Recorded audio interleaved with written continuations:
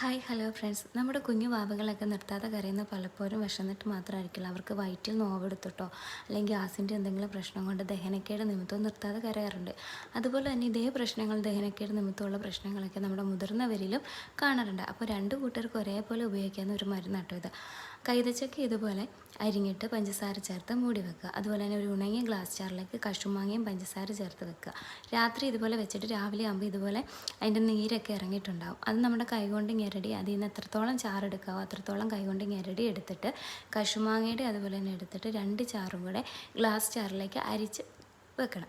എന്നിട്ട് നമ്മുടെ അങ്ങാടിക്കടയിൽ നിന്നൊക്കെ മേടിക്കാൻ കിട്ടുന്ന കച്ചോലം, വയമ്പ്, അതുപോലെ തന്നെ ജാതിക്കാക്കുരു, ജാതിപത്രി, അതുപോലെ ചുക്ക് ഇതെല്ലാം കൂടെ പൊടിച്ച് അതിലോട്ട് ചേർക്കുക.